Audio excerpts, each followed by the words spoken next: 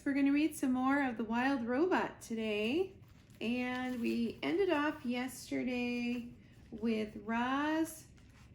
She climbed a pine tree and waited for the storm to blow over. So we're going to read a couple chapters today. And our first one we're going to read today is called The Aftermath. Aw, and you're going to get a visit from our kitty. This is Spider. She's going to come and visit. She's going to sit with me and read while we read? Okay.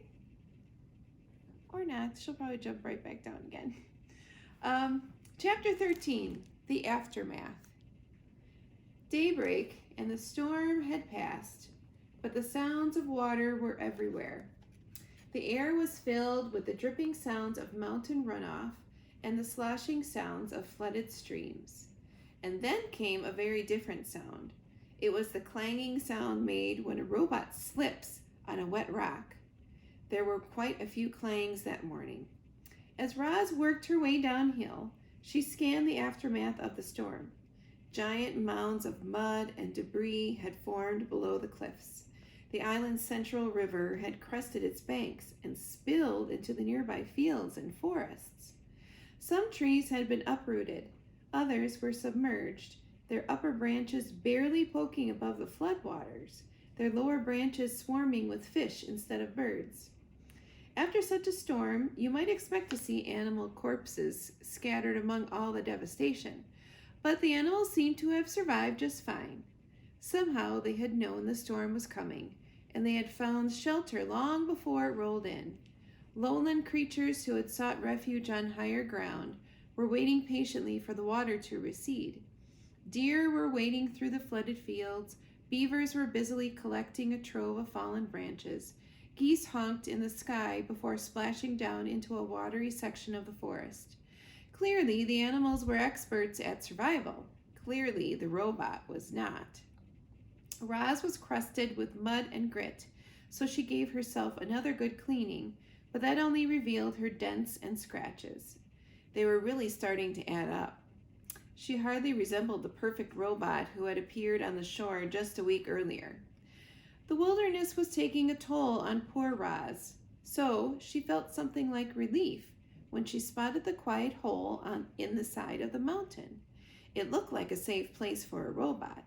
She stomped across the hillside and up to the cave, but never stopped to wonder what might be lurking within.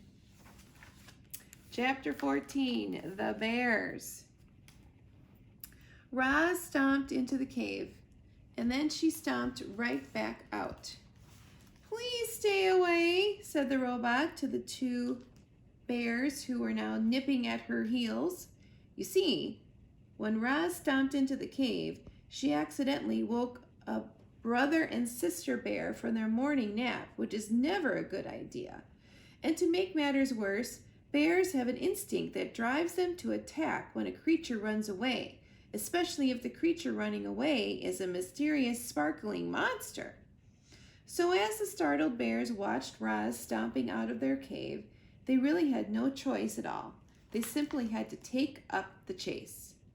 Roz tried her best to outrun the bears. She leaped over rocks and wove through trees and stomped across the mountainside at full speed. But the bears were young and strong and fast, and the robot still had so much to learn about moving through the wilderness. She never even saw the tree root. One moment she was stomping along, and the next moment she was flying through the air and thumping down onto a rotten log. Clumps of soft wood stuck to her side as she stood and faced her attackers. Wouldn't you be afraid if two bears were charging towards you? Of course you would. Everyone would. Even the robot felt something like fear. Roz was programmed to take care of herself. She was programmed to stay alive. And as the robot watched those bears charging toward her, she knew her life was in serious danger. The bears slammed into Roz, knocking her against the trunk of a towering tree. Then one bear dove at her legs, and the other clawed at her chest. If only the robot had swung her fists or kicked her feet, she could have scared them off. One good bop in the nose would have sent them running. But the robot's programming would not allow her to be violent. Clearly, Roz was not designed to fight bears. Powerful jaws chomped her arms. Sharp claws slashed her face. A massive head rammed her chest. "Please stay away," said the robot. "Roar," said the sister bear. "Grrr," said the brother bear.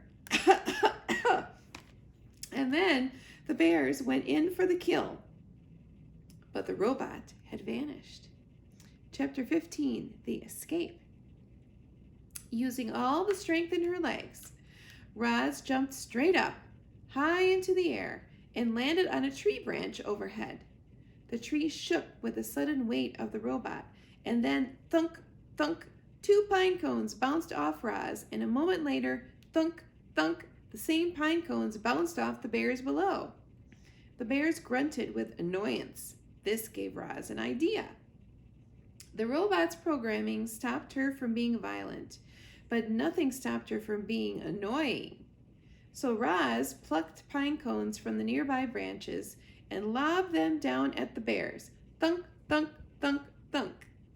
Each pine cone bounced off its target with annoying accuracy and whipped the young bears into a frenzy. "Roar," said the sister bear. "Grrr," said the brother bear. "I do not understand you bears," said the robot. Roz was about to unload a whole armful of annoying pine cones when a distant roar echoed through the forest. Back at the cave, the mother bear was calling for these two, and she did not sound happy. The young bears looked at each other. They knew they were in trouble. But before lumbering home, they glared up at Roz and snorted one last time. More than anything, they wanted to kill the robot. And my friends, that is where we are going to end. Sorry about that. That's not a good place to end it, but that's where we're going to stop today. And next week, we're going to take a break from the wild robot, because I know we're going to have some fun videos next week on Facebook, because it's going to be Spirit Week next week. So look forward to that. So we will pick up where we left off with the wild robot after Easter. So I will see you then. Bye-bye.